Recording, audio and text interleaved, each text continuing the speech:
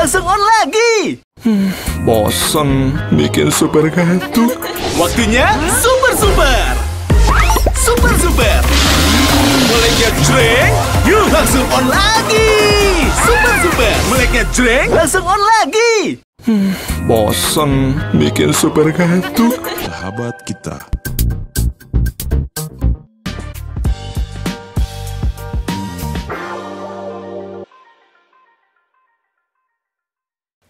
Halo pemirsa, jumpa lagi di Super Don Super Opini. Kali ini bersama saya Tasya Lutmila. Dan saya Don Bosco Selamat. Acara ini dipersembahkan oleh Super Sour Candy. Meleknya jreng, langsung on lagi.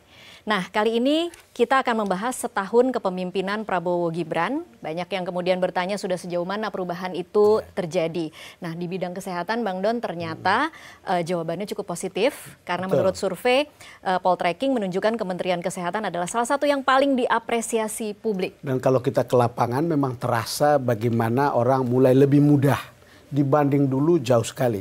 BPJS, lalu kemudian ada cek kesehatan gratis yang membuat publik kita lebih mudah mendapatkan pelayanan kesehatan. Nah, walaupun tentu masih ada banyak keluhan. Iya, untuk bertanya tentang evaluasi bidang kesehatan selama 1 tahun pemerintahan Prabowo Gibran, kita langsung sapa narasumber yang hadir untuk kedua kalinya di Super Don. Kali ini kita akan sapa langsung Menteri Kesehatan Bapak Budi Gunadi Sadikin. Halo, selamat datang Pak Budi. Terima kasih ya Pak Menteri. Terima kasih sudah hadir ke studio kami. Kita bicara dari mulai survei dulu Pak Gunadi. Karena ini survei Poltreking Kementerian Kesehatan. Bidang Anda ranking 2 tingkat kepuasan publiknya 76,6%. Anda sendiri kalau menilai raport kementerian Anda berapa posisinya? Kalau saya tidak pernah menilai sendiri. Karena saya dari kecil lihat kalau nilai raport pasti yang nilai gurunya. Jadi prinsip saya lebih baik orang lain yang menilai hasil kerja kita. Lebih baik lagi kalau masyarakat. Tetapi angkanya kan ada di sini tadi kan 70 berapa? 76,6%. Kalau dari sisi kami, teman-teman di Kementerian Kesehatan itu sudah bekerja dengan sangat keras. Saya sampaikan ke mereka, ya nggak usah ngejar ranking, nggak usah ngejar nilai. Yang penting masyarakat merasakan manfaatnya. Karena itu pesan Bapak Presiden ke kami selalu. Jangan-jangan kamu bukan kerja buat saya, gitu. Kamu kerjanya harus buat masyarakat. Tapi kalau selama setahun ini Pak Budi, kalau boleh tanya nih atau boleh dijawab, yang paling Anda banggakan atau yang paling di luar ekspektasi Anda ternyata wah 1 tahun di atas ekspektasi hasilnya, ya apa mungkin Pak Budi? Pak Presiden Prabowo memberikan 3 tugas quick win ke kami. Yang pertama adalah cek kesehatan gratis. Yang nomor 2 adalah pembangunan 66 RSUD di daerah-daerah terpencil. Yang ketiga adalah percepatan eliminasi TBC. Kalau ditanya yang menurut saya paling impresif gitu pencapaiannya, walaupun tidak terlalu hingar-bingar, itu adalah program cek kesehatan gratis. Karena per kemarin saya lihat yang daftar sudah di atas 45 juta orang per tanggal 20 Oktober kemarin ya. Sedangkan yang diperiksa sudah di atas 42 juta orang. Padahal itu baru mulai tanggal 10 Februari 2025. Dan sekarang perharinya saya lihat sudah bisa menembus angka 620.000 per hari. Ya, jadi kalau per minggu kan 3 juta lah kalau kita 5 hari. Sebenarnya hari Sabtu juga ada kerja sedikit, tapi kalau kita hilangin itu ya 3 juta per minggu. Sekarang kan ada masih berapa minggu lagi kan? 8, 9 lah, 9 minggu masih ada tambahan 27 juta lagi yang kira-kira bisa kita kejar. Angka ini termasuk spektakuler atau biasa atau bagaimana menurut? Sebagai gambaran misalnya program stunting, itu program kesehatan yang besar gitu ya. Program stunting itu mengarah 25 juta sasarannya. Karena balita di bawah 5 tahun itu ada 25 juta. Kita ada program imunisasi. Jadi yang tiap tahun tuh bayi-bayi disuntik, kemudian SD juga ada yang suntik, itu mengarah 70 juta. Sedangkan ini targetnya 280 juta. Atau ada program ketiga yang lebih besar dari imunisasi. Program vaksinasi COVID. Ingat kan? Itu targetnya 200 juta. Kita berhasil mencapai 200 juta. Itu kan masif sekali kan? Program ini targetnya seluruh masyarakat Indonesia, 280 juta. Oke. Sekarang dari pengecekan ini terus terang, pada umumnya kan orang baru berusaha dengan rumah sakit ketika orang sakit. Kalau tidak, dia tidak mau lihat itu rumah sakitnya. Gitu. Sementara pengecekan ada di situ atau sekarang sudah tersebar di mana-mana. Nah, memang dulu tuh program Kementerian Kesehatan banyaknya mengobati orang sakit. Ya, Kalau mengobati orang sakit ya di rumah di sakit. rumah sakit. Rumah sakit itu adanya sampai level kabupaten kota. Ada 514 yang Ya. nanti kita bisa bicara. Itu juga kita perbarui. Nah, sebenarnya program kesehatan yang paling baik adalah menjaga agar masyarakat jangan sampai sakit. Jangan sampai sakit. Atau menjaga masyarakat agar tetap sehat. Itu dilakukannya bukan oleh rumah sakit. Ya. Itu dilakukannya di 10.000 puskesmas. Dan sekitar ada 50.000 puskesmas pembantu. Di level desa, puskesmas itu di level kecamatan. Nah, mereka tuh harusnya melakukan program-program preventif. Preventif itu jangan sampai sakit. Ya. Intinya cuma 3 sih program preventif. 1, edukasi lifestyle, gaya hidup. Jadi orang mesti tahu tuh, kalau mau sehat, ya makan yang banyak-banyak, tidurnya mesti cukup, dan olahraga mesti 5 hari seminggu, 45 menit atau 30 sampai 45 menit per kali olahraga.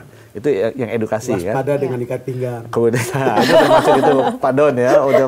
Yang kedua selain promotif, dia mesti ada preventif. Preventifnya itu cuma 2 sebenarnya. Imunisasinya lengkap supaya nggak terkena penyakit. Yang kedua screening.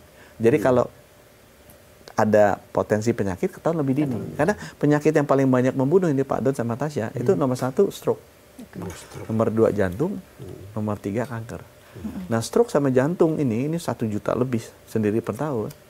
Itu bukan penyakit yang kena besoknya meninggal gitu, enggak. Ini pasti darah tinggi lama, kita merasa sehat, nggak minum obat gitu. Oh kena stroke, kena jantung sampai 3 tahun. Atau gulanya tinggi, kita pasti merasa sehat, didiemin, terus minumnya manis-manis.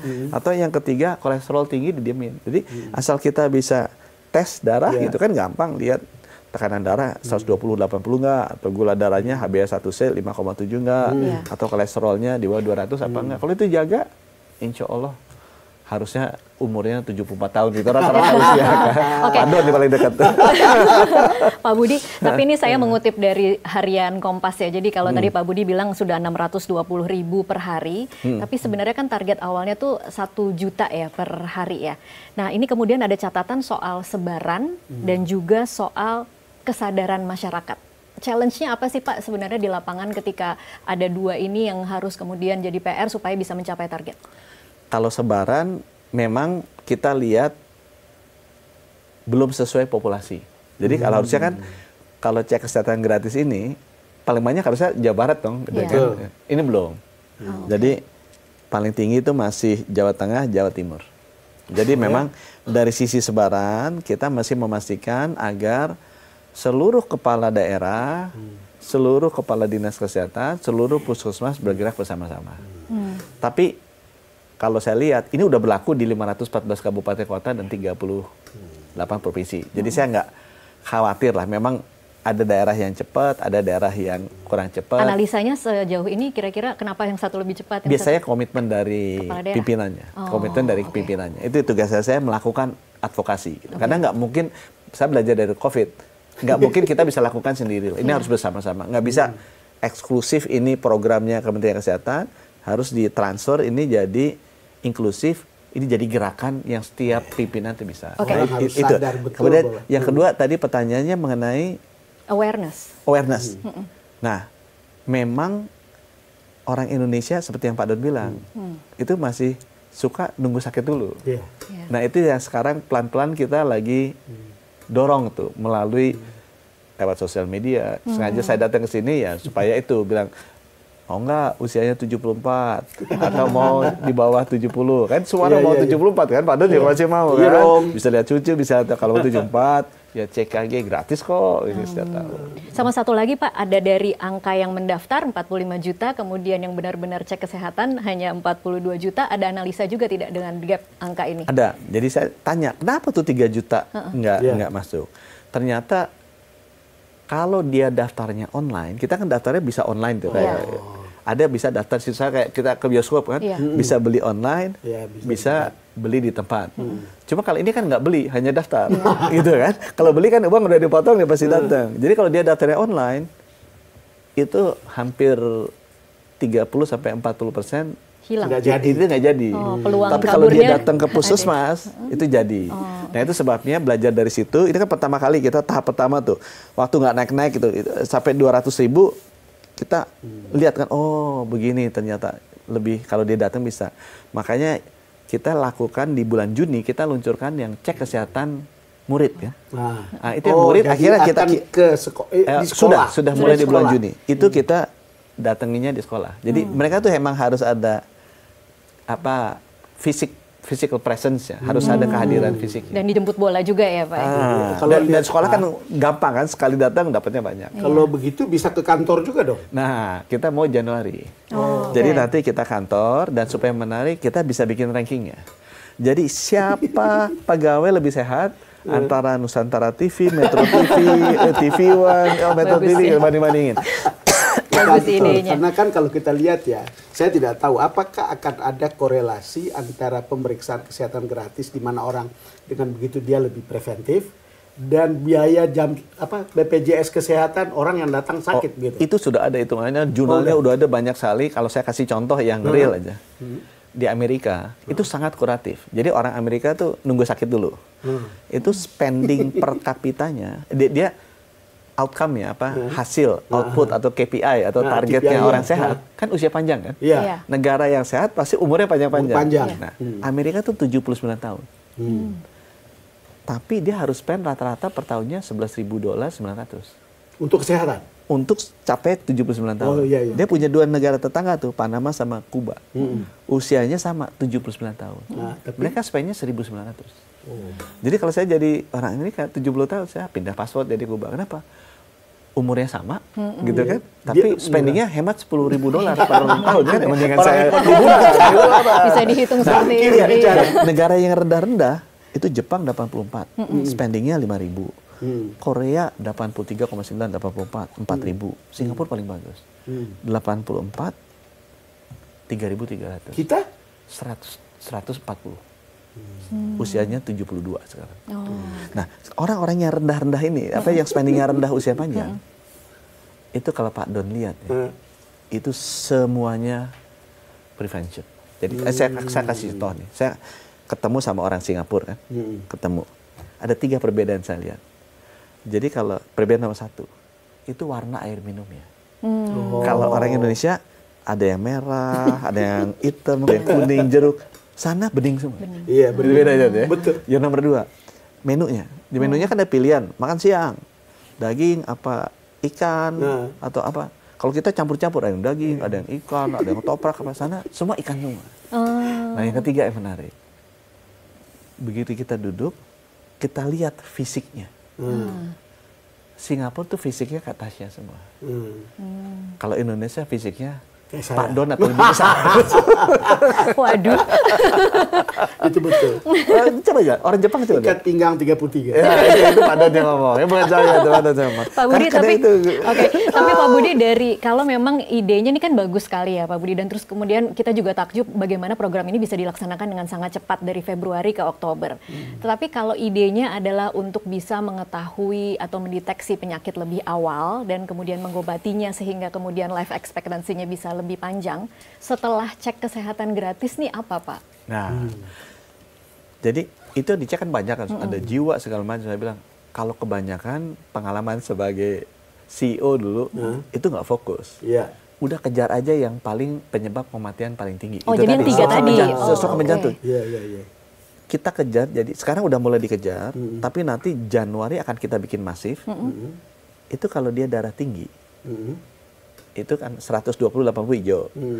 Antara itu sampai 140-90 kuning. Di atas 140-90 kan merah.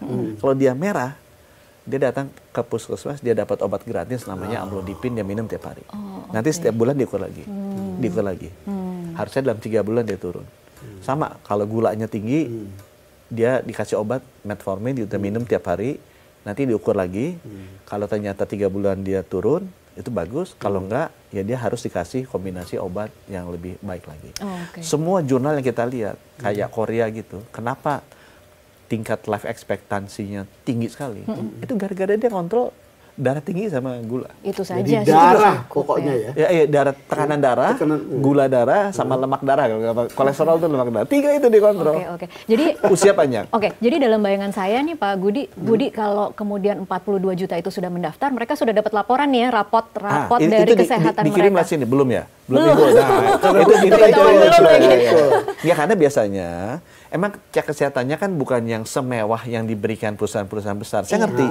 Dan saya bilang nggak apa-apa, kayak COVID kan, COVID juga sama. Apa semuanya mesti disuntik puskesmas? Enggak juga, boleh juga disuntik di mall, disuntik kita juga pemerintah merasa terbantu. Buat saya yang penting semua masyarakat bisa ikut. Coba Pak Presiden Prabowo itu keinginannya Indonesia emas karena masyarakat sehatnya bisa tercapai. Jadi itu 1 Januari saya sedang persiapkan. Ke kantor-kantor. Semua kantor saya minta kalau ada tes masukin ke sistemnya kita. Karena sehingga bisa supaya bisa dapat obat. Pantas Pak Prabowo sebut hanya 2 program yang menarik yang dia sebut kemarin itu MBG sama Cek kesehatan gratis. Iya. Dan itu problemnya itu kan soal awareness publik kan. Itu kan masih harus dibuat bukan hanya sistem tapi dia harus jemput bola seperti tadi ke sekolah sama ke kantor. Publik tuh kadang-kadang kalau beritanya positif kurang tertarik gitu. Masalahnya begitu sakit cerewetnya luar biasa. BPJS antri dikit ribut. Iya, betul. Padahal kalau udah antri di rumah sakit, saya terus terang Pak Don, senang nggak sih masuk rumah sakit? Ya enggak lah. Nggak mau lah. Mendingan kita hidup sehat. Jadi itu sebabnya maunya kita udahlah lebih murah dan kualitas hidup lebih baik. Kalau kita jaga, kita tetap sehat, jangan sampai. Jadi tolong kasih tahu di masyarakat. Oke, pasti kalau yang sudah cek kesehatan, saya yakin abis itu ketakutan dan kemudian lebih mengontrol hidupnya, makan sehat, lebih olahraga, dan kemudian menjaga kesehatan dengan lebih baik. Tapi kita harus break dulu, Bang Don, Pak Budi, kita jeda dulu. Kita akan boleh minum, boleh makan snack, nanti kita akan kembali usai jeda berikut.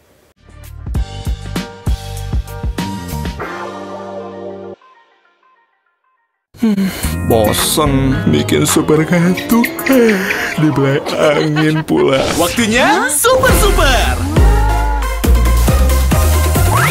Super mulainya jreng, asamnya wow, super shocking, manis di ending. Yuk, langsung on lagi.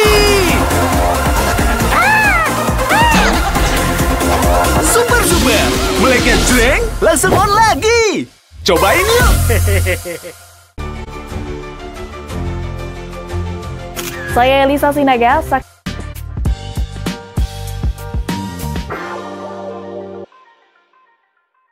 Pemirsa, terima kasih Anda masih terus menyaksikan Super Don, Super Opini. Acara ini dipersembahkan oleh Super Sour Candy, meleknya jreng, langsung on lagi. Kita lanjutkan perbincangan masih bersama dengan Menteri Kesehatan Budi Gunadi.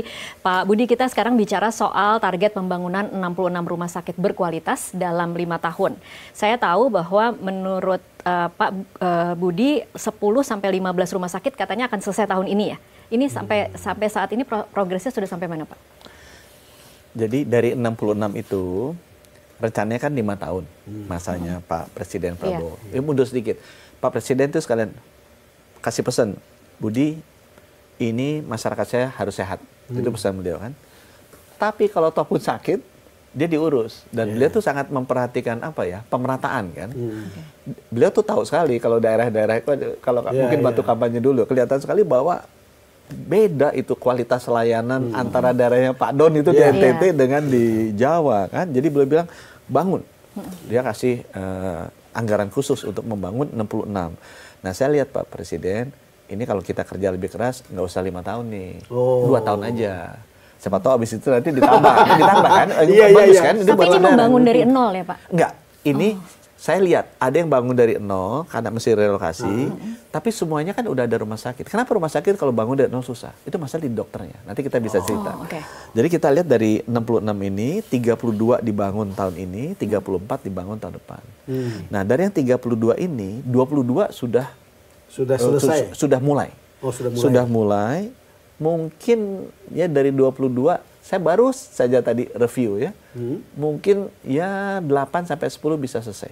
Karena yang 22 ini mulai dibangun dari Januari sampai Juni. Oke. Ya. Pak Budi ingat nggak daerah mana saja? Nah, ada daerahnya Pak Don.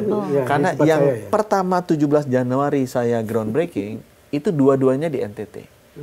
Dan 66 ini kalau disebut namanya, saya jamin Pak Don tahu, tapi Pak Don juga mungkin nggak tahu semua. Bisa Pasien tidak tahu. mungkin nggak tahu. Jadi yang di NTT itu satu di Borong. Nggak tahu kan? Tasya nggak pernah dengar kan? Nggak pernah ke sana itu. Dia tahu kan ada dekat sekolah ini ya, sekolahnya apa tuh namanya tuh yang terkenal di seminari. Itu di Borong di Flores, Pulau Flores. Satu lagi Redabolo di Sumba. Itu yang Januari bangun. Tapi daerah-daerah lain, Krui nggak pernah dengar kan? Taliabu nggak pernah dengar. Tapi itu daerah-daerah wisata loh Pak Budi, yang memang daerah-daerah wisata. Enggak semua daerah wisata. Anambas. Kan daerah situ, daerah-daerah yang saya datang aja susahnya minta ampun. Apa sih kualifikasi rumah sakit berkualitas itu sebetulnya? Nah, rumah sakit berkualitas. Elemen-elemennya apa? Kalau saya bilangnya, rumah sakit itu harus bisa menyelesaikan layanan kesehatan kalau ada problem kesehatan yang 5 besar. Stroke, jantung, kanker, ginjal, ibu anak. Selesai di sana nggak usah dirujuk. Dia kebayang nggak? Dulu waktu saya masuk, kalau orang kena serangan jantung, itu mesti dipasang ring. Itu yang paling gampang dan life saving. Itu ada waktunya tuh. Golden ada period. golden period. Di atas golden period ini kemungkinan hidupnya menurun drastis gitu. Itu ada yang bilang 6 jam, ada yang bilang 8 jam. Kalau 6 jam saya bilang, aduh kalau orang kena di Sukabumi, masa mesti di Bandung? Nggak mungkin kan? Jadi harus ada di setiap kota. Kita ada 514 kabupaten kota. Waktu saya masuk, hanya ada 44 kota yang bisa melakukan layanan stroke dan jantung. Dari 514. Provinsi ada 6 yang nggak bisa. Bayangin, Ambon itu, Maluku Utara, Papua Barat itu, orang kena serangan jantung, nggak bisa dilayani langsung. Harus dibawa ke Makassar atau Surabaya. Udah selesai itu aja. yang Pak Prabowo tuh jadi sedih. Beliau kan ke masyarakat kan, beliau kan sangat cinta ke rakyat. Jadi kok bisa begitu? Iya Pak, memang pembangunan kesehatan kita, ya terus terang banyak yang harus kita kerja. Nah sekarang sampai tahun 2027, 514 kabupaten kota itu akan kita pasang alat. Untuk 5 penyakit tadi itu? Nah, ada rumah sakit yang tipe D. Tipe D itu dari sisi sarana, prasarana, dokternya tuh kurang. Nah, yang 66 rumah sakit ini itu tipe D.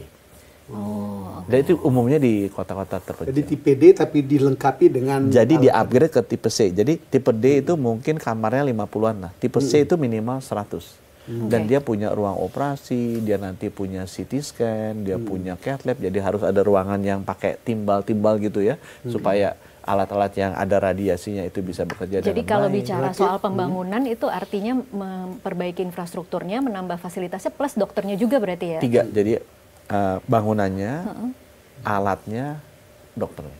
Nah, sekarang kalau soal dokter nih, kan persebaran untuk keahlian-keahlian tertentu itu kan susah sekali tuh dok.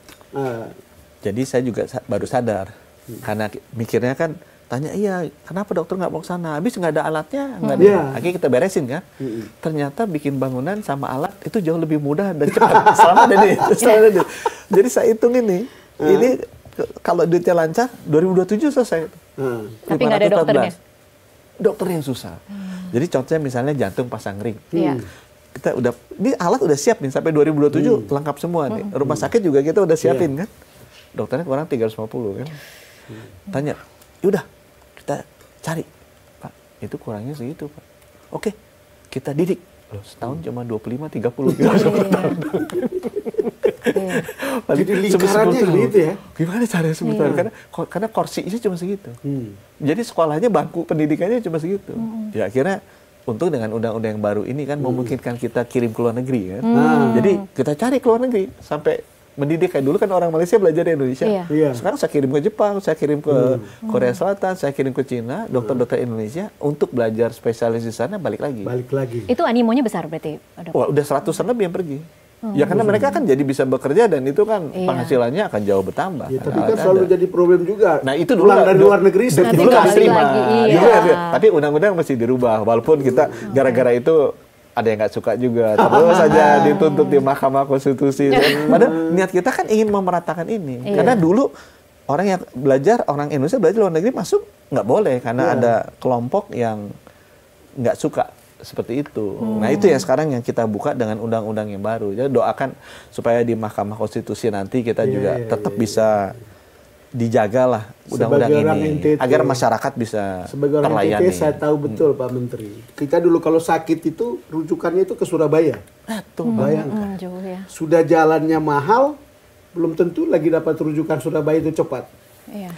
Saya selain pasang ring, yang lebih parah lagi itu mesti bypass. Pasti bypass, ya. Karena kita pasti punya teman saudara yang meninggal karena serangan jantung atau serangan bypass. Bypass saya masuk itu hanya bisa di 9 provinsi. 9 provinsi. Jadi akhirnya kita buka. Sekarang minggu depan saya akan ke provinsi 29, Jambi. Jadi saya Jadi ke 29 sudah jadi bisa. September 2022 itu 9 provinsi. Iya, Sekarang udah 29. Wow. Nah, kemarin buka di Papua Barat kan, itu namanya sekdanya senang sekali. Kenapa? Karena dia dulu mesti di bypass. Antriannya di Jakarta Harapan Kita. Iya. Itu 6 bulan. Padahal sekda tuh, pejabat. Dia relate sekali berarti Jadi ya. dia bilang, belum tentu kita hidup. Iya. Kalau tiba-tiba ada kena serangan jantung kan dia Iya, lewat. iya, Akhirnya dia bisa. Kemarin kita buka di Ambon. Band Boy udah bisa sekarang. Oh, NTT Kupang. duluan. Kupang. Udah sekarang udah 2, udah 3. Waduh, ini benar-benar, dan dokter-dokternya sekarang udah mulai berdatangan gitu. Oke, udah mulai berdatangan. bicara lebih detail soal dokter, karena kemarin kita sempat ada acara juga di sini Iya, ya, Bang iya, Don, iya. Indonesia Health Forum, kemudian membahas bersama dari ID dan kemudian jadi dari Kemenkes juga. Mau menelaah lebih jauh, ternyata bukan soal kesejahteraan saja, ternyata bukan Ada masalah kesejahteraan. ada, tetapi ternyata bahkan ketika dikasih insentif pun dokter-dokter tertentu tuh tidak mau berada di daerah tertentu. Kemudian Kemenkes punya strategi lain. Seperti apa tuh Pak Budi? Ya memang karena dokter ini pertama karena jumlahnya sangat kurang. Iya. Kalau jumlah sangat kurang, ya nggak mungkin dia akan cari tempat yang paling nyaman dan penghasilannya paling besar. Kan? Iya. Itu sebabnya kenapa di luar Jawa kosong. Sampai kayak Nias gitu, yang ada dokter bedah aja nggak ada, anestesi nggak ada. Orang kecelakaan tabrakan gitu ya, mesti nyebrang ke Sumatera 8 jam tuh pakai ferry. Kalau nggak ada dokternya, nggak ada dokter bedahnya, nggak ada dokter anestesinya. Jadi yang kita lakukan sekarang, kemarin minta izin ke Bapak Presiden langsung approve. Jadi saya lupa tuh kotanya ada berapa ya. Mungkin ada beberapa 30 apa 40 kota di daerah tertinggal. Kasih 30 juta sebulan dokter Iya, spesialis. dokter spesialis. Pak Presiden udah kasih tambahan 30 juta. Jadi dia dapat berapapun dari Pemda dapat tambah lagi 30 juta per bulan langsung transfer rekening. Itu satu. Biar mereka udahlah nggak usah pikirin dan nggak usah terlalu iri. Mereka biasanya iri sama teman-temannya yang di kota. Yang nomor 2, memang kita perbanyak dengan bikin yang sistem hospital base. Pendidikan berbasis universitas. Kenapa? Itu tidak ada masalah sekarang kan? Wah, dituntut-tuntut juga di MK itu susah juga Oke, gitu. lanjut. Itu bagaimana sih sebenarnya pelaksanaannya? Sekarang udah jalan 6 Rumah sakit? 6 rumah sakit dan udah 109 ikut dan semuanya itu orang daerah. Jadi ini perbedaannya apa? Sekarang pendidikan spesialis itu mahal. Iya. Masuknya susah kan? Iya. Kenapa mahal dan masuknya susah? Karena tempatnya hanya ada 26-30 lokasi fakultas kedokterannya. Aku lihat di Inggris yang penduduknya 1/5 kita, produksinya 5 kali kita. Iya. Kenapa? Iya. Karena mereka dibukanya di 300 rumah sakit. Jadi mereka pendidikannya di rumah sakit, Pendidikan di rumah bukan sakit. di fakultas. Iya. Pertama lebih banyak. Yang kedua, kenapa mahal? Karena di sini mesti bayar uang kuliah. Iya. Di sana mereka kerja. Jadi mereka jadi itu kerja itu sudah sekaligus di seluruh dunia spesialis itu kalau mau belajar spesialis dibayar. Di Indonesia satu-satunya yang harus bayar uang kuliah. Itu di Indonesia aja. ini sangat menarik. Nah, itu yang kita rubah. Itu berubah. Artinya tidak perlu jadi dokter untuk kemudian Enggak harus jadi dokter. Harus jadi dokter. Tapi tidak dia mengeluarkan bekerja. uang lagi. Dia nggak usah bayar uang kuliah. Dia kayak pilot lah. Pilot 737 sama 747. Kan nggak usah berhenti kerja Garuda, ngelamar ke ITB, 4 tahun belajar nggak boleh kerja, padahal udah berkeluarga kan. Kemudian lulus dapat sertifikat, melamar lagi di 747 kan nggak gitu. iya. Dia kan sambil kerja. Di seluruh dunia tuh sistemnya begitu. Kita tuh harus bayar, makanya jadi mahal. Dan juga kalau yang hospital base Itu di luar negeri, Pak. Kalau mau jadi dokter spesialis, dia akan tanya, kamu daerah mana? Misalnya dari Australia. Saya dari daerah ini pedalaman, ada dokter penyakit dalam yang nggak ada. Dia pasti dapat tuh tempat itu. Diutamakan. Diutamakan. Kalau di kita beda kan, Iya. diseleksi. Biasanya anak-anak siapa, ini Iya, siapa iya. masuk duluan. Urusan Yang administrasi orang-orang kita NTT nggak bakal kebagian. Gimana mau beradu Iya. sama orang Jakarta dia? Iya. Pasti kalah kalau dia beradu dengan orang Jakarta, orang Surabaya. Karena sistem rekrutmennya beda. Kalau kita yang rumah sakit hospital base yang sekarang masuk 109, itu semuanya berasal dari daerah-daerah Iya, yang iya, kita iya. nggak pernah dengar namanya tadi. Yang 66 itu 7 spesialis dasarnya. Kalau ada dokter umum mau jadi dokter spesialis dan mereka pasti masuk. Yang menarik itu misalnya di Supaya Manggarai distribusinya terjadi. Kalau nggak, distribusi ini nggak akan selesai. Kita udah 80 tahun Indonesia merdeka nggak selesai.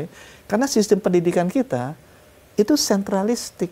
Kalah yang dari daerah-daerah. Yang menarik itu daerah-daerah itu justru mendorong dokter-dokter umum yang ada di rumah sakit di daerah itu sekarang untuk ambil spesialis.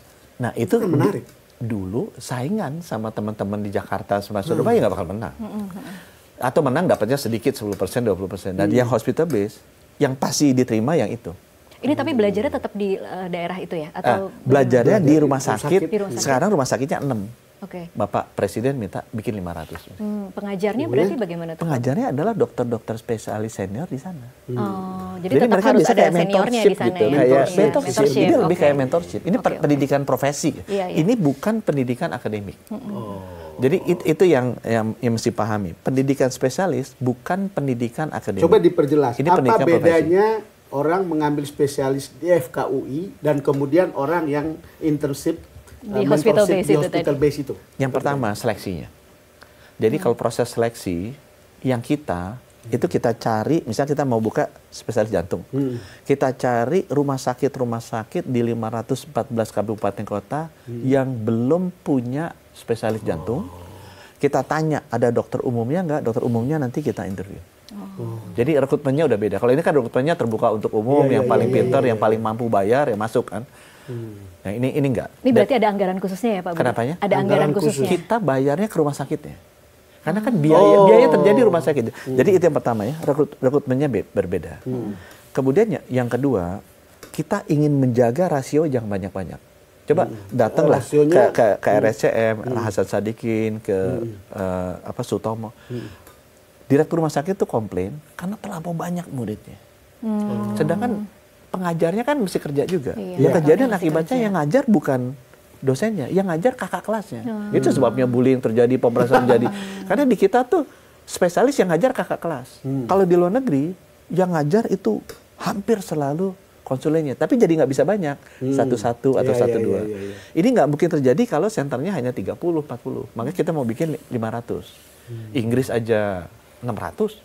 Seperlima kita penduduknya, Amerika 900. Jadi dengan gitu, perbedaan keduanya adalah kita akan maksa harusnya yang ngajar itu senior dokter konsulennya. Mengubah kultur berarti merubah ya Pak kultur. Budi? Merubah kultur. Dan yang ketiga penempatannya. Kita akan kunci penempatannya kembali ke daerah asal. Dia nggak boleh Dia kabur. harus balik. Dia kembali minimal 5 tahun. Minimal 5 5 tahun tahun. kita bikin. Apa yang terjadi kalau dia nggak kembali? Apa? SIP-nya kita cabut. Kan sekarang kita bisa SP. Itu yang digugat juga dia.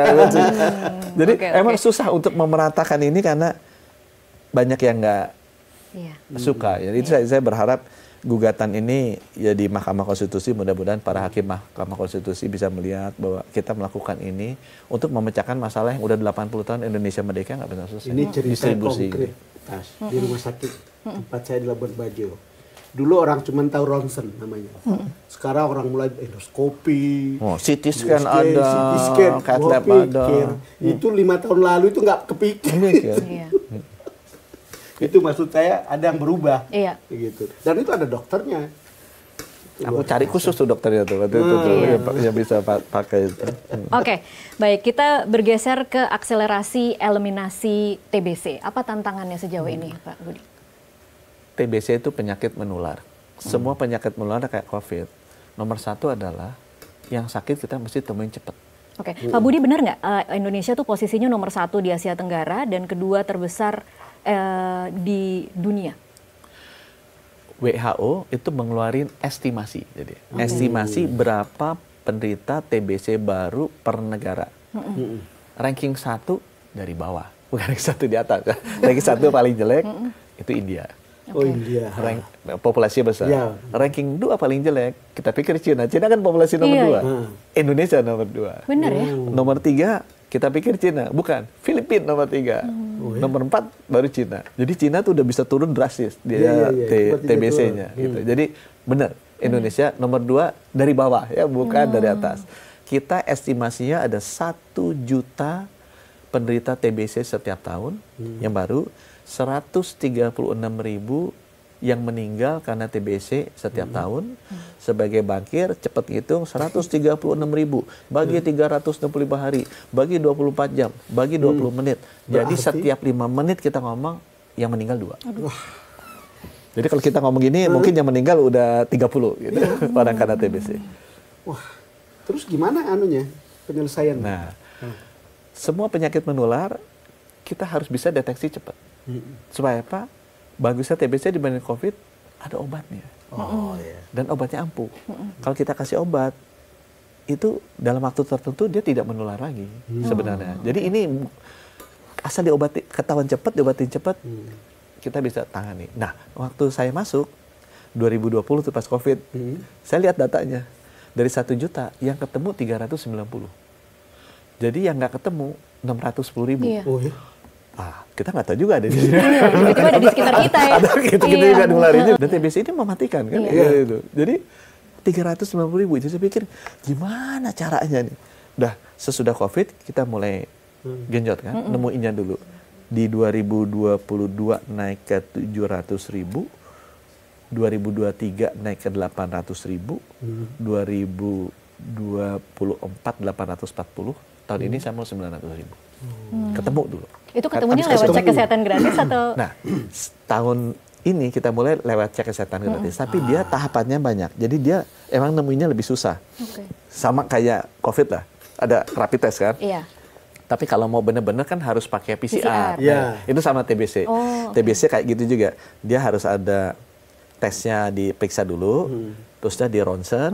Habis di ronsen dia ada yang namanya PCR juga, namanya TCM. Tapi ini teknologinya PCR. Dan itu jadi lebih sama mahal susahnya.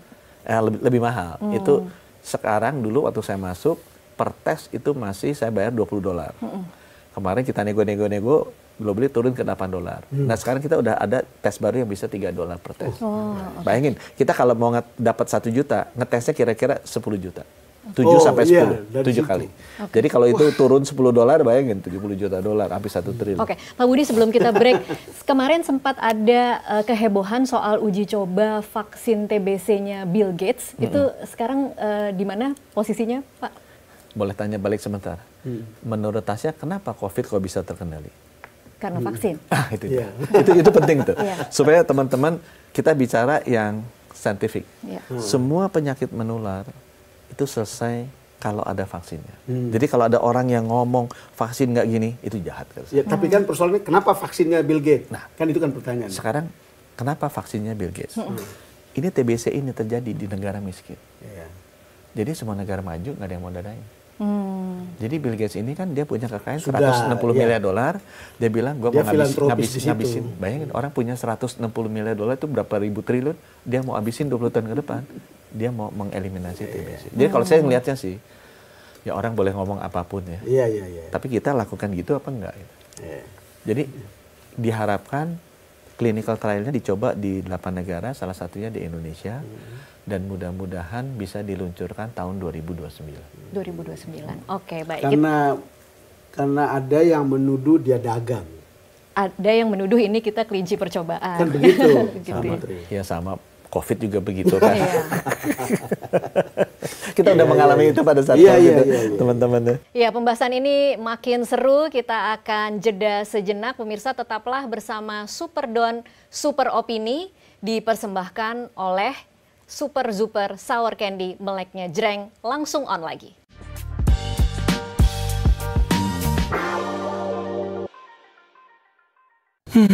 Bosen bikin super kartu, dibelai angin pula. Waktunya super.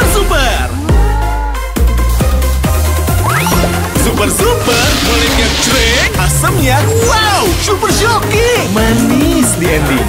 Yuk, langsung on lagi. Super Super, meleknya jreng, langsung on lagi. Cobain yuk. Di NTV Sport.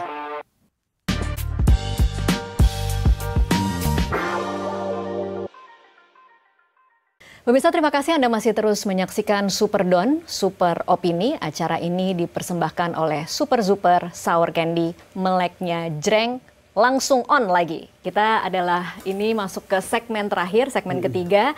Kita mau bicara soal bagaimana masyarakat Indonesia, terutama kelas menengah ke atas, itu lebih suka berobat ke luar negeri. Dengan beberapa catatan nih Pak Budi, mungkin saya bisa kumpulkan. Soal biaya, dianggap ini yang paling besar adalah Malaysia ya saat ini, yang paling jadi saingan paling berat adalah Malaysia, dianggap lebih murah.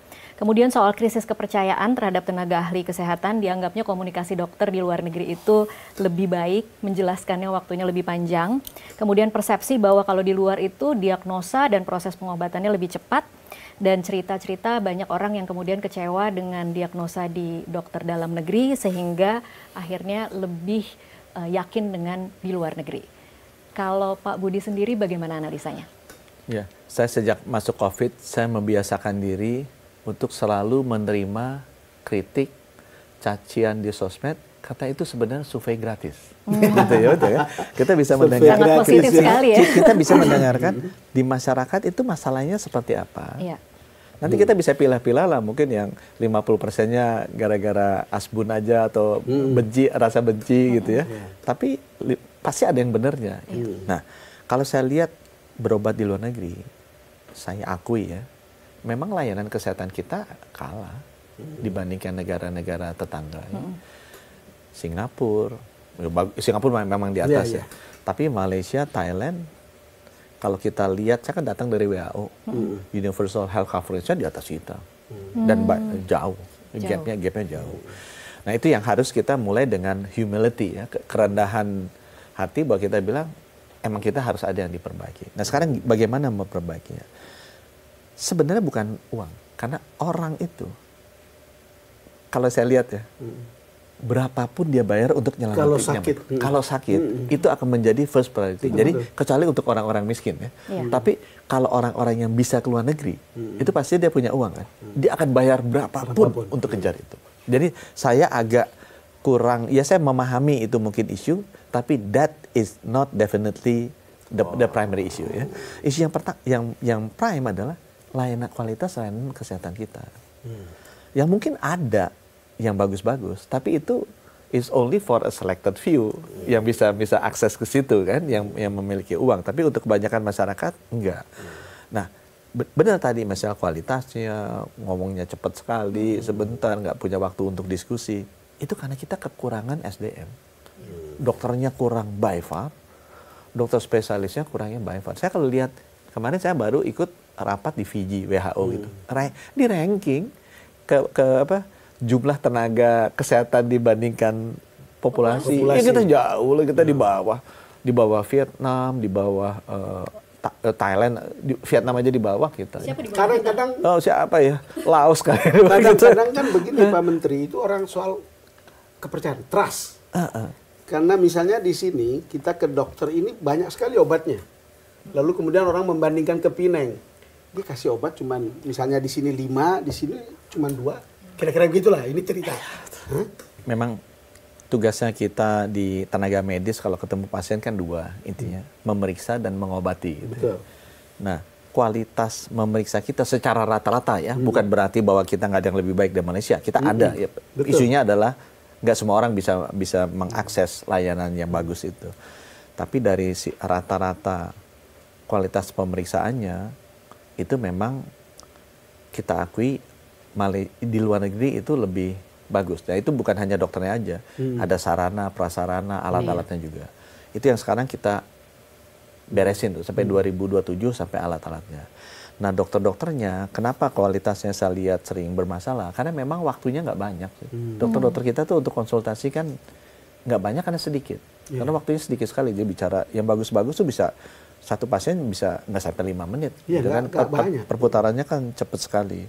Nah itu sebabnya kenapa harus diperbanyak. Dokternya diperbanyak, dokter spesialisnya diperbanyak. Nah, masalah harga bener memang ada.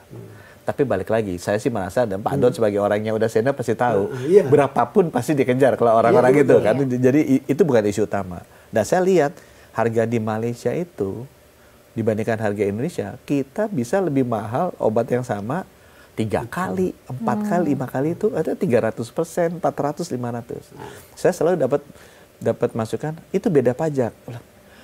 Saya bukannya mau membela teman Purbaya Yudi Sadewa gitu ya. Tapi pajak itu kan ordernya kan 15%, 20%. Gimana tambah kurangnya 15%, 20% bisa jadi 300. Ternyata itu bukan pajak. Kalau pajak paling bedanya 30%, 50%, beda 300%. Pak Menteri kan di situ kemudian struktur ya tata kelolanya lah kita sama-sama dan tahu di situ itu orang apa. bicara lalu kemudian itu ada mafia obat kan. Ini sampai tidak diperlukan untuk 5 jenis sampai harus begitu gitu. Kan ini cerita yang umum sebetulnya. Iya, banyak media juga sudah mengcover itu. Itu yang harus secara sistematis diberesin. Nanti kita beresin lah mudah-mudahan sesudah isu apa ini kan lagi rame urusan kolegium, organisasi profesi ini DMK udah beres, kita akan beresin itu. Karena kalau itu beres juga baik buat masyarakat, tapi mungkin juga akan ada yang ribut juga. Ada yang ribut juga itu. Tapi itu harus dilakukan karena kita harus masyarakat kita ya Pak Presiden juga bilang fokus kami lakukan yang terbaik. Karena begitu mendengar cerita yang beginian, kita itu agak anomali kalau lihat terlalu banyak obat ini bikin tambah sakit sebetulnya. Kan gitu sekarang ada pasien yang merasa ini bikin tambah sakit ini. Apa betul-betul saya harus minum sekian banyak obat gitu. Ya, itu PR yang harus saya bereskan itu nanti. Mudah-mudahan bisa segera kita bereskan sesudah babak-babak yang ini sebelumnya. Kemarin itu Wamenkes itu Prof Dante itu di opening speech kita punya health forum itu bilang berobat ke luar negeri itu menurut data survei tahun 2023 200 triliun. Saya cek tadi itu tahun 2023 tapi ketika di AI walaupun kita tidak terlalu percaya tahun 2024 itu 110 triliun, 114 something gitulah. Apakah ada pengaruh karena sekarang ada rumah sakit yang bagus dalam negeri yang membuat mereka bisa beralih gitu? Apa yang terjadi sebenarnya? Atau tetap tinggi? Ya. Itu akan tinggi sampai kita bisa memberikan yang kualitasnya sama. Itu sebabnya sekarang kita beresin rumah sakitnya, kita beresin alatnya, dan kita perbanyak dokternya. Termasuk kita membuka diri untuk sementara misalnya ada dokter-dokter dari luar yang mau praktek kan di tempatnya Pak Erik udah ada sekarang.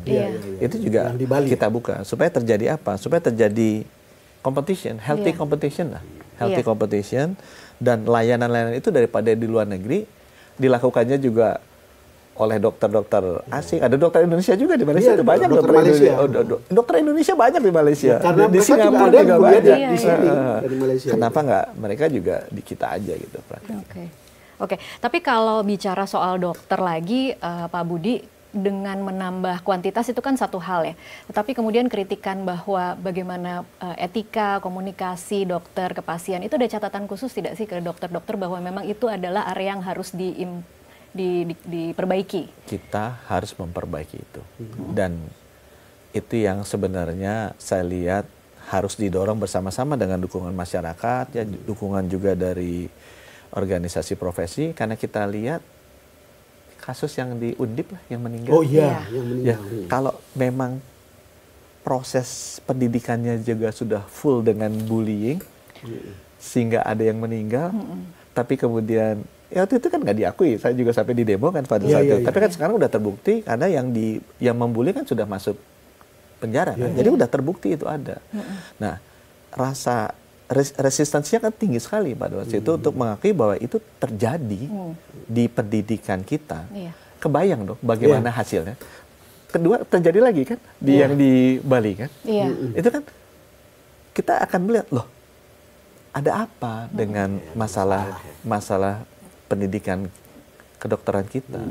Itu yang harus diperbaiki. Karena kalau tidak itu akan menghasilkan nanti murid-muridnya seperti terbiasa seperti itu kan. Itu yang kita nggak mau karena kasihan juga mereka, yang lebih kasihan lagi masyarakatnya. Nah, mudah-mudahan saya bisa memperoleh dukungan dari seluruh masyarakat termasuk komunitas pendidik juga agar bahwa ya kita sama-sama perbaiki deh. Akan lebih baik kita rendah hati ya, mengakui bahwa ada kekurangan kita, memperbaiki, daripada kita tidak mengakui, menutupi, Tiba-tiba kemudian keluar di kejadian. Undip, keluar yang di Bali, itu kan terbuka sekali kan. Tapi kalau itu Pak kan. Budi Itu yang tampak ke permukaan. Dan itu yang tampak ke permukaan, di belakangnya kan lebih banyak dari itu. Tapi kalau Pak Budi sendiri merasakan masih ada tidak sih resistensi itu dari kampus-kampus yang memang Masih kedokterannya? ada. Itu terbukti kita di Mahkamah Konstitusi kan digugat. Iya. Ya, kemarin ada dari Universitas mana tuh yang di Solo tuh yang Sudirman atau apa yang menggugat kita kan. Ya mungkin mereka merasa selama ini nggak pernah ada yang Ganggu-ganggu. mencoba memperbaiki ya. Tapi kalau saya sih bukannya masalah pribadi saya ngelihatnya memang ini masyarakat yaitu tadi kan, jangan sampai ini kehilangan kepercayaan. Ya. Kalau kita sudah sampai kehilangan kepercayaan dan makin banyak masyarakat kita kemudian mencari layanan kesehatan itu keluar, itu kan tugas saya juga untuk memperbaiki sistemnya. Pak Menteri, itu cerita tentang pelayanan kesehatan yang mahal, itu kan karena pendidikan yang mahal juga. Kan orang pikir balik modal. Sama juga para politisi yang mengongkosi politiknya, lalu kemudian dia mau supaya itu balik modal gitu kan. Nah, lalu kemudian ada sekarang yang berbasis rumah sakit, di mana kemudian pemerintah membiayai untuk para spesialis bisa itu ya. Mungkin akan berubah gitu ya. Pendidikan yang mahal karena memang kalau saya bandingkan yang terjadi untuk pendidikan spesialis di Indonesia itu satu-satunya di dunia gitu. Di negara lain nggak begitu. Itu tadi di negara lain yang peserta didiknya itu melamar ke rumah sakit untuk magang. Jadi karena dia magang, dia bekerja, dia dapat gaji. Nah, rumah sakitnya kan ada biaya, ini ada obatnya, biaya AC-nya, orang ini masih ada gurunya. Rumah sakit dikompensate oleh pemerintah atau asuransi, atau mereka juga bisa dapat dari hasil kerja si anak ini. Itu sistemnya sustain. Jadi nggak ada biaya buat anaknya, rumah sakit karena dia ngeluarin biaya untuk anak ini juga dapat kompensasi tambahan, tetapi rumah sakit juga bisa mendapatkan pendapatan karena anak ini bekerja. Jadi konsepnya itu membuat ini jadi cepat banyak. Kalau di kita, si anak ini mesti ngelamar ke fakultas dan bayar kan kita tahu mahal. Ya bisa bilang, Pak itu kan bisa dibayar beasiswa, tapi sama aja kan negara bayarin juga itu kan artinya kan negara bayarin. Ini kan enggak. Jadi negara bayarin mahal dan rumah sakit ngeluarin biaya untuk anak ini, rumah sakit itu nggak terima apa-apa. Jadi semua rumah sakit ngomel. Dan mereka jadi nggak mau, kecuali ya dipaksa kan nggak bisa terus-terusan dipaksa. Itu akibat membuat sistem ini nggak bisa banyak. Kan rumah sakit bilang, loh, rumah sakit saya kan bangkrut dong. Kalau saya terus-terusan mesti naik dari 100 ke 1000 peserta didik, saya nggak dapat kompensasi apa-apa, uangnya masuk ke institusi lain, sedangkan biayanya terjadi di tempat saya. Nah itu model ini nggak terjadi di negara-negara lain di seluruh dunia. Hanya terjadi di Indonesia. Nah, andai kata Anda memutar mundur jarum jam atau memutar mundur waktu, kalau 20 tahun lalu sudah diterapkan, misalnya menciptakan spesialis ini lewat hospital base, itu mestinya hasilnya sudah berbeda dong. Indonesia dulu begitu. Kalau ditanya, karena seluruh dunia begitu. Jadi kalau ditanya zamannya berapa tahun 60-an itu ditanya kapan begitu. Tuh, Pak Budi? Setahu saya pada saat terbitnya Undang-Undang Pendidikan Kedokteran. Tapi sekarang undang-undang itu kan udah ditarik. Saya diskusi dengan Pak Nadiem. Pak Nadiem bilang, enggak, kita undang-undang pendidikan tinggi, pendidikan menengah, pendidikan dasar. Jadi nggak ada. Nanti kalau undang-undang pendidikan kedokteran ada, kan nanti pendidikan keinsinyuran juga minta kan. Pendidikan media juga ada kan, undang-undang sendiri gitu kan. Itu yang waktu itu beliau waktu kita diskusi bilang, enggak, undang-undang kita stick ke pendidikan akademik, pendidikan tinggi, pendidikan dasar, pendidikan menengah, tapi bukan pendidikan masing-masing, karena banyak sekali kalau dibikin. Nah, dengan itu balik lagi ke dimasukkan ke undang-undang kesehatan, dan undang kesehatan ini waktu kita bikin kan kita benchmarking dengan di negara-negara lain seperti apa. Ya, itu yang membuat kemudian kita sudah bisa memungkinkan jalannya hospital base ini yang sekarang sedang digugat di Mahkamah Konstitusi. Ya mudah-mudahan bisa dipahami lah. Niat kita ingin memperbanyak, mempermudah dan mempermurah. Baik, pertanyaan terakhir Pak Budi, ini 1 tahun sudah berjalan, 3 program prioritas untuk kesehatan juga hasilnya cukup positif, kita bisa lihat angkanya, kemudian juga penilaian untuk bidang kesehatan juga dianggap positif oleh masyarakat. Apa berikutnya, target-target jangka pendek, jangka menengah dari Pak Budi? Memang kita kan baru mulai untuk menjaga masyarakat kita tetap sehat dengan di screening kita ketahuan statusnya. Nah, begitu sudah tahu statusnya, mereka itu harus di treatment, harus diajari supaya mereka jangan terus-terusan memburuk kondisinya. Bahkan harus dijagain ya Pak ya? Dijagain, bahasanya mungkin lebih bagus gitu, lebih gampang. Dijagain agar tetap sehat. Atau itu yang udah sehat, tapi yang udah mulai kelihatan rada sakit, harus dimotivasi supaya mau sehat. Gitu ya. Nah, itu PR yang berat. Dan saya ngelihat PR ini nggak mungkin dilakukan Kementerian Kesehatan sendiri. Ini harus bersama-sama dengan si objeknya. Kesehatan itu nggak bisa, itu tugas Menkes nggak bisa. Itu harus jadi tugas individu itu Pak Don sendiri, pengen hidup sehat. Itu harus dia sendiri. Gitu. Nah, saya masih bikinnya nggak bisa dalam bentuk program. Ini harus jadi gerakan. Jadi orang-orang bilang, Pak, ini kita bikin ini program kampanye ini kampanye enggak. Yang paling sukses program promosi kesehatan itu Car Free Day.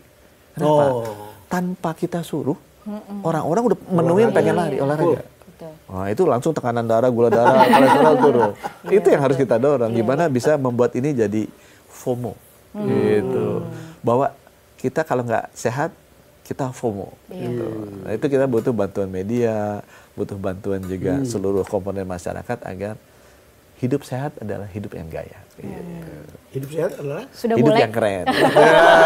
Sudah mulai kok kayaknya ya. Rasa-rasanya di masyarakat kita sudah mulai kok ya menjadi tren bahwa harus sudah hidup mulai. sehat. Jadi kalau Pak Don umur 60, terus tapi aku lebih sehat daripada yang usia 50. Masih ada rasa-rasa kayak gitu. Kita boleh bangga dengan umur yang sudah tinggi. Tinggi, betul. Tapi sehat. Apalagi kalau umur kita tinggi lalu dia bilang, kok tampak seperti 50. Nah, iya, aduh, itu lebih senang lagi itu. Oke, terima kasih banyak Pak Budi Gunadi untuk waktunya bersama kami di Superdon. Pemirsa, sampai di sini perjumpaan kita dalam Superdon Super Opini dipersembahkan oleh Super Sour Candy, meleknya jreng langsung on lagi. Saya Tasya Lutmila undur diri. Dan saya Don Bosco Slamun. Mengucapkan terima kasih, sampai jumpa.